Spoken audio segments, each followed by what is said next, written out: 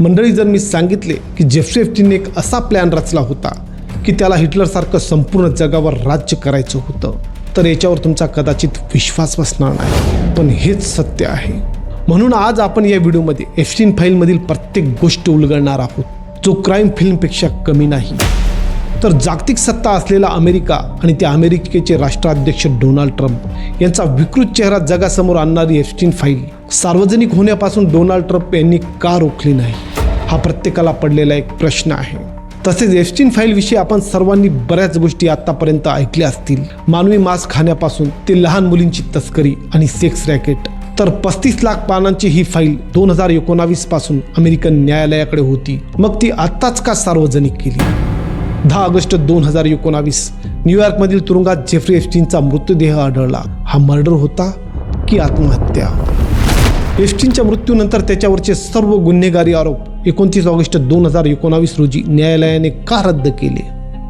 त्याच्या मृत्यूनंतर अजूनही अनेक प्रश्न जिवंत आहेत.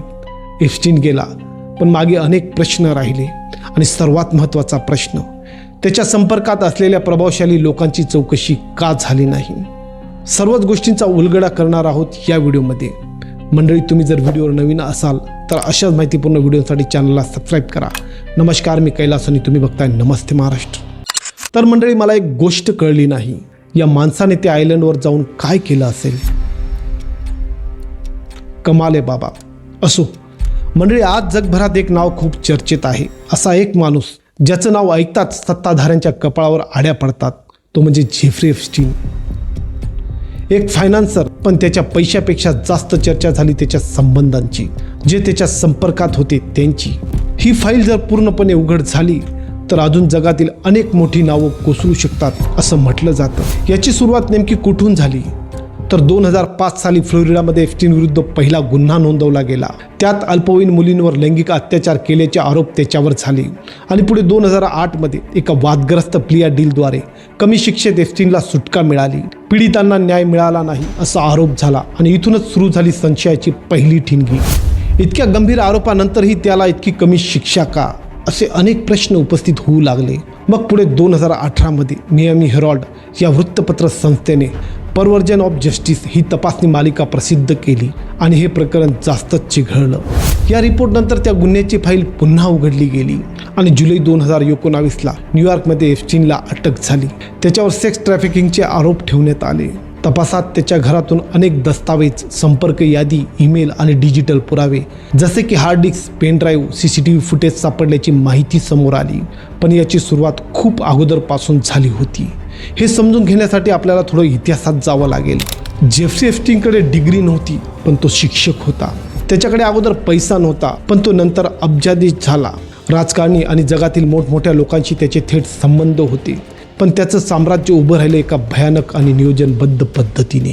पुढे शिक्षकाच्या नोकरीवरून काढल्यानंतर त्याने बँकिंग आणि फायनान्स क्षेत्रात प्रवेश केला. तो अनेक दिग्गज व्यक्तींसाठी फायनान्स सल्लागार म्हणून ओळखला जाऊ लागला आणि इथूनच त्याच्या नेटवर्कची सुरुवात झाली. आणि त्यावेळी त्याच्या आयुष्यात येते ग्लिसलेन मॅक्सवेल, जिच्या ओळखी प्रचंड होत्या. आणि याच ओळखीचा फायदा घेऊन त्या दोघांनी एक प्लॅन रचला. त्यांनी मॉडेलिंग आणि नोकरीचे आमिष दाखवून मुलींना त्यांच्या जाळ्यात अडकवले. त्यात 14-15 वर्षाच्या मुली देखील होत्या आणि त्यांची तस्करी करून त्या मुलींना मोठमोठ्या उद्योगपती आणि राजकारण्यांना सप्लाय करत होते. आणि त्याच काळात त्याने स्वतःची एक इन्व्हेस्टमेंट फर्म कंपनी देखील सुरू केली. थोड्याच काळात त्याच्याकडे प्रचंड पैसा आला, स्वतःचं एक बेट, मॅनहॅटनमधील आलिशान बंगला, प्रायव्हेट जेट आणि सगळ्यात महत्त्वाचं म्हणजे उच्चभ्रू आणि शक्तिशाली लोकांच्या ओळखी तयार झाल्या. त्याच्या संपर्कात अब्जाधीश, सायंटिस्ट, राजकारणी तसेच राजघराण्यातील सदस्य अशी मोठी नावं येऊ लागली. एक एक करून सर्वच त्याच्या जाळ्यात अडकत गेले. जगातील शक्तिशाली नेते तसेच उद्योगपती यांचे व्हिडिओ रेकॉर्डिंग, मेल्स, तसेच अजून कोण आले कोण गेले अशा प्रभावशाली लोकांची माहिती, संपर्क आणि हालचालींची जेफ्री एप्स्टीन नोंद ठेवत होता. कारण वेळ आल्यावर त्यांना ब्लॅकमेल करून एक प्रकारे जगातील बलाढ्य देशांचा कंट्रोल स्वतःकडे ठेवणार होता. जसे की हिटलरसारखे संपूर्ण जग त्याच्या इशारावर चालणार होते आणि हाच त्याचा प्लॅन होता. म्हणून त्याने हिडन कॅमेरे, hard disk, pen drive, CD, mails अशा प्रकारच्या स्वरूपात एक एक करून पुरावे गोळा करत होता, अशी अनेक जाणकारांनी शंका उपस्थित केली. पण त्याचा हा प्लॅन फसला.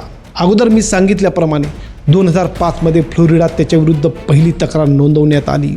त्यावेळी फार मोठी शिक्षा झाली नव्हती. पुढे 2017 ते 19 दरम्यान मीटू चळवळ जागतिक पातळीवर जोरात होती.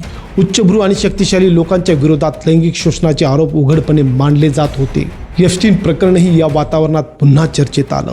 तसेच मियामी हेरॉल्ड या वृत्तपत्र संस्थेने प्रसिद्ध केलेली मालिका, जनतेचा दबाव, मीडिया तपास आणि सोशल मीडियावरील चर्चा यांनी मिळून हे प्रकरण पुन्हा उघडण्यास हातभार लावला. त्यानंतर पुन्हा 2019 मध्ये जेफ्री एप्स्टीनला अटक झाली. जेलमध्ये असतानाच त्याचा संशयास्पद मृत्यू झाला. अधिकृत अहवालानुसार आत्महत्या होती, पण आजही अनेकांना यावर विश्वास बसत नाही. कारण तो जिवंत राहिला असता तर त्याने अजून बऱ्याच लोकांची नावं समोर आणली असती. आता प्रश्न येतो, एप्स्टीन फाईलमधील दस्तावेज 2019 पासून सीलबंद होती, मग ती आताच का सार्वजनिक करण्यात आली? तर मंडळी, अमेरिकेतील पत्रकार आणि सोशल मीडियाने फाईल सार्वजनिक करावी म्हणून एक कॅम्पेन चालवले. सिस्टमच्या विरोधात अनेक प्रश्न उपस्थित केले.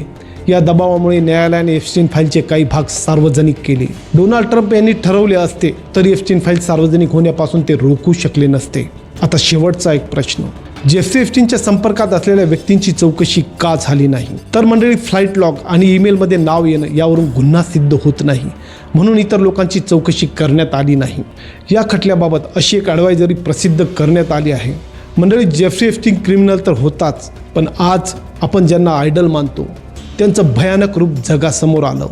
कित्येक वर्षानुवर्षे ही घटना येणाऱ्या काळात प्रत्येकाला हादरा देत राहील. मंडळी, अशाच माहितीपूर्ण आणि विश्लेषणात्मक व्हिडिओसाठी चॅनलला सबस्क्राईब करा. पुन्हा भेटूया पुढच्या व्हिडिओत एका नवीन कहाणीसोबत. तोपर्यंत जय महाराष्ट्र.